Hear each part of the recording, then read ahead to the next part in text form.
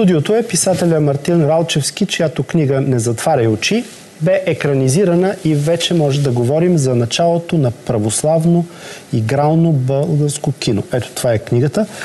Добре дошъл на Мартин. Добре заварил, радва съм, че съм тук. Най-накрая в студиото, след многобройни връзки през Skype и Viber от Англия.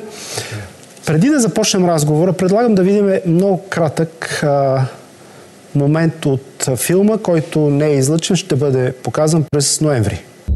Къде има праведници в 21 век и то в България? Тя е млада и има две дечица. Сякаш Бог не чува молитвата. Разказваха в семинарията една легенда за един учелник, който се подвизава в Странджа, почти от дете. Какъв ми е той, че да му казвам мила дума? Син ти, Иван. Син. Това ли е Бачовски манастир? Не може. Той няма паспорт. Не си знае фамилното име. Добър вечер, другаря монах. Ето, 3000 сърце. Има ли надежда? Господ е последната надежда. Не, доктора, не е последната. Това е единствената.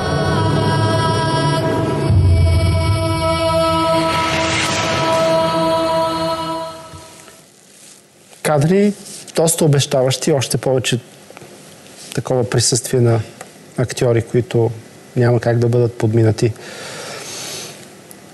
Първо, за да поставим начало на този разговор по някакъв начин за хората, които не са чели тази книга, съответно искат да разберат за филма, какъв е сюжета накратко?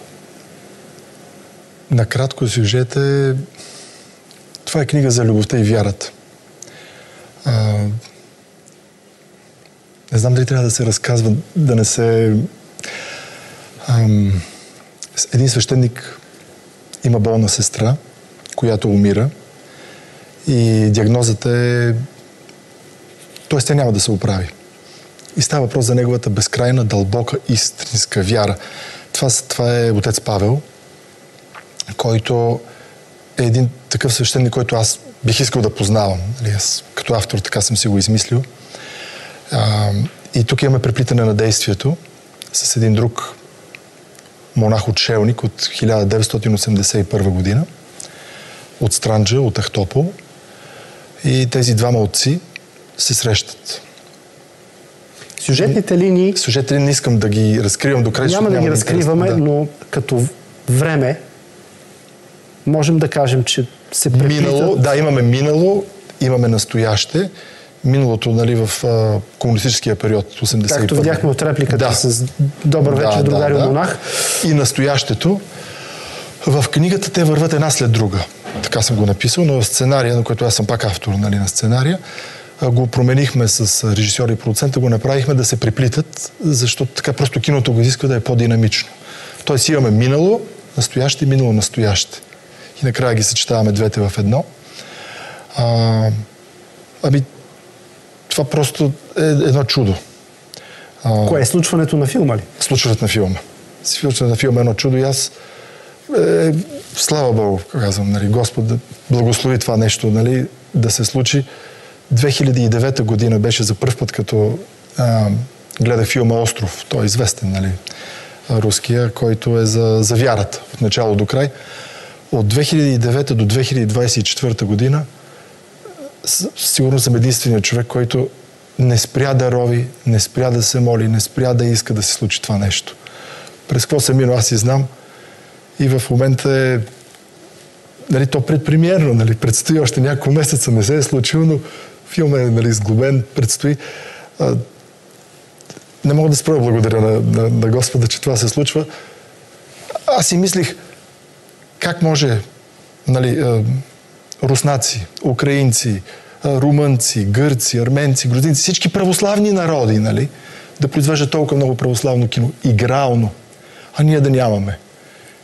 И как точно един автор като мен, нали, може да някакси да го промени това нещо. И И се вкопчих в някакъв удавник за сламка, да търся, да рова, да дълбая, да искам да се случи, да искам да се случи. И 15 години. 2024-та, откакто за първ път го повярвах и исках и слава Богу, ето го. 15 години не е малко. Да. Знам информация, която не знам дали е споделена някъде, но от снимачната площадка, от снимките на този филм, как до последно нищо не е било сигурно, защото... До последно, да. Особено в дните, в които е трябвало да... Понеже видях камерата на плажа и се сетих. Морските кадри беха много, да. Разкажете за всичките тия до последно моменти, в които това е един екип 40-45 души. Самата логистика да се прехвърлят на морето, да отидат, всеки е заед, актьорите. Това е съчетание, говори се месеци наред предварително. За тази дата всеки да се освободи и да дойдат. Аз тогава бях дошъл и от чужбина специално, да присъствам. Само един пример давам, аз съм, не е съществено моето присъствие, но колко много организационни време. И тогава се случи това бедствие точно в Ахтопол с наводнението в Царево. 23 септември. И ние в деня на предната вечер, ден и половина преди това, бяхме в пълен шах. Не знаем какво да правим. Изглеждаше, че всичко пропада. Всичко пропада, а то не може да пропадне. Защото другия актьор е имал друг ангажимент. Този от екипа ще почва друг филм, той е тук само за тия 4 дена, четвърти там озвучител, 5. Не може да не се случи.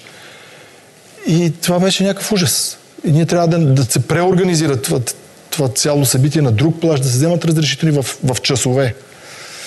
И беше наистина голяма... И какво стана? Преместихте снимките на друг плаж? Преместихме ги, край Варна на... Пашадере? Пашадере, да, той е известен, той е голям плаж. Мисля, той е по-голям, не е както беше по сценарий да е в Ахтопол, там си имахме скалист плаж, исках да е точно да си е на местото. И режисьора държеше, но в последния момент го преместихме и имахме един ден, в който трябваше да заснемат 2. Отиваме на снимачната площадка 6 и нещо, започваме да снимаме 10 часа, проливен дъжд. Такъв дъжд не е имало, просто аз казвам, провалихме се, 8 септември. На Малка Света Богородица, въведение. И аз казвам, пропадна. Всички мълчат, гледат, викам, не може. Пак молим се, надяваме се, час и нещо, дъжда спря, слънцето изгря, продължихме да снимаме до залез. Това ден беше. Изпитания такива, че просто трябва да 50 страница напиша да ги разкажа. Не стигат 15 години ходене по мъките, ами... Това е само, ние говорим за един единствен ден, за един единствен момент. А другите моменти, то Одисея. Като вярващи хора, като си говорим, като прави човек нещо толкова силно, което толкова много хора се надяваме да се обърнат към Бога, да повярват, да там показваме изповед, причастие, говорим за правилни и неправилни практики, индиректно, без да вменяваме нищо. Това не трябва да излиза, това трябва да се спре от тъмните сили. И се получават препятствия на пътя, които са алогични. Ще кажат, как по такъв невярващи човек ще си каже, какъв лош късмет. Ние не казваме, че има късмет, ние виждаме, че някой спъва нещата. Тоест можем да кажем, че първия български християнски православен игрален филм е роден в мъки и изпитания. 100% в големи трудности. А какви са по принцип мъките и трудностите пред християнската, от литературата, за да започнем въобще в България, за да стигнем до киното? В литературата трудностите са, че аз някой като почнах да пиша 2006-2007 година, 8 първата ми книга излезе Безкрайна нощ, написах книгата за вярата, прие се така интересно, тогава в Сиела издаваха. Казаха, това е един нов жанр. Така за християнство, да се пише в разказна форма. Сега, толкова години по-късно, вече има и други книги, проправене пъти. Но аз така, което съм гледал, че имах... не казвам нищо ново, особено сега, 2024 година. Нечетящата аудитория няма как да се докосне. Аз съм подарявал книги, говорил съм, пращал съм откъси, прочети. Има нечетящи хора. И една книга, колко хиляди хора докосва, един филм, колко стотици хиляди хора докосва.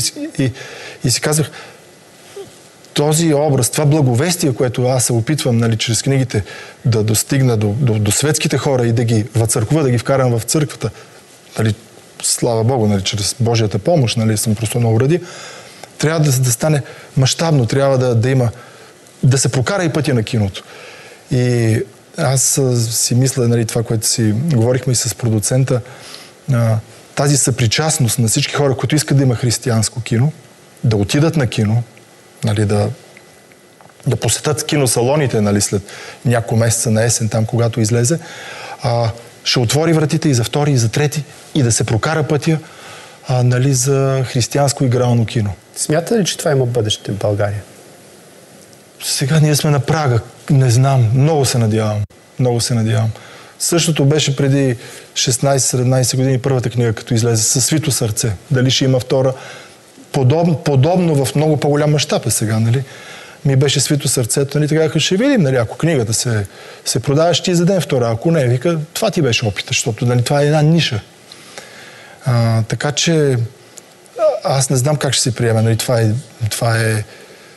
Това е игрално кино за вярата с много свещеници, с монаси, това е такава таргет аудитория, нали? Хора, които искат чрез вярата, чрез образите на, нали, да видят един свещеник, да видят един монах, да видят другите монаси, такива, които не са в действителност, нали? А каквито искаме да бъдат. И да пламне тази вяра и да се продуцира вътре от себе си, нали, човек да тръгне по този път. Добре, това ми била моята вяра и моята молитва, нали, да се случи. И не точно тази конкретна книга, просто да имаме игрален християнски филм. А как си обяснявате, че до този момент няма нито една друга екранизирана такава православна християнска книга или сценарий? Въобще няма такова кино у нас.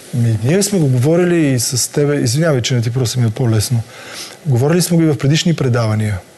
Не знам дали спомняш през годините. Няма, и това беше за мен голяма мистерия.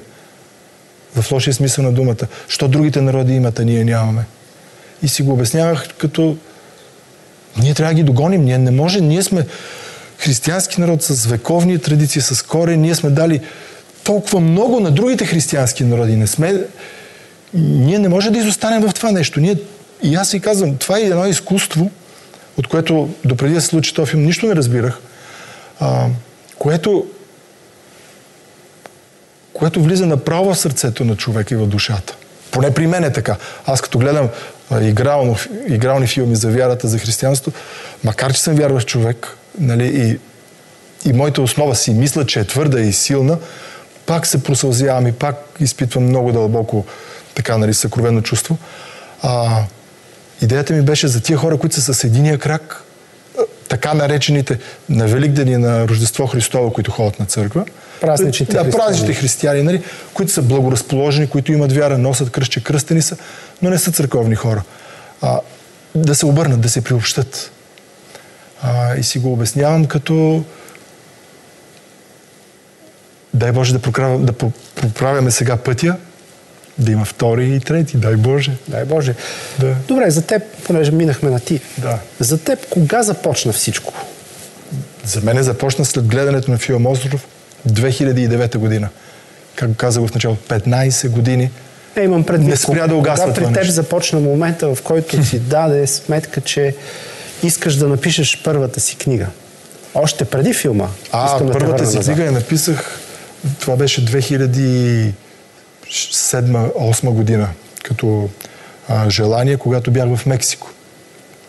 Тогава взех участие в моето първо докосване до киното в големия филм Троя с Брат Пит. Тогава имаше една българска група, която играеше Мирмидонците в Троя. Ти си от Мирмидонците. Не, аз съм и от двете. И всички са и от двете, само ни сменяха. Нали? Добре. Да. И това беше първото докосване до киното, но това е голям мащабен филм, нали? И на този плаж в Мексико, всъщност, на този плаж в Мексико снимахте Троя с Брат Пит. Снимаха плаж с Троя, то не беше на този плаж, то на един друг град, но Кабо Сан Лукас е града. В Калифорния, Баха Калифорния, най-южната част на Калифорния. Защото повечето хора, като кажат Калифорния, си представят щатите. Да. Нали, то е надолу Мексико, това е истинската Калифорния. И там те осени това? Там ме осени чувството, че пред този океан, там имаше урагани, бури, гигантско, страхотия беше. И даже тогава да правих нещо много неразумно с един друг такъв българин, аз го подтикнах, влезахме да се окъпем в ураган. Това беше като, да видим дали ще оцелеем. Наистина, слава Богу, че оцеляхме. Много неразумна постъпка. Но тогава някакво чувство имаше, нали, дали ще остава нещо за себе си. Тогава някакво чувство ме беше взело за смъртността. Колко сме преходни, колко сме нищожни. Може би моята първа среща с океана, нали, с тази стихия гигантска. И тогава ме осени това чувство за първата книга. И така през годините нещата се подредиха. До 12-та книга, която в момента е пред тебе. За да стигнем до момента, в който днес можем да кажем, че очакваме със сигурност първия български православен игрален филм. Игрален филм с много силно актьорско участие. Значи тук са Павел Попандов, Кръстю Лафазанов, да не изпусна някой. Нали, Мария Каваджикова, Влади Въргала. Много силно участие. Това е едно към 12-13 имена от най-известните български актьори. Не мога сам да кажа какви думи съм чул и как са го похвалили, но още преди да се снима, много им беше харесал сценария и те затова и застават зад него. Те няма да се снимат в нещо, което не харесват. Видяхме чудесни кадри, чудесна операторска работа. Кой е оператор? Иво Пейчев. От старата гилдия. Благодаря ти за този разговор и очакваме наистина с нетърпение този филм. И аз благодаря и надявам се всички да им хареса, които ще отидат да го гледат по кината. Благодаря.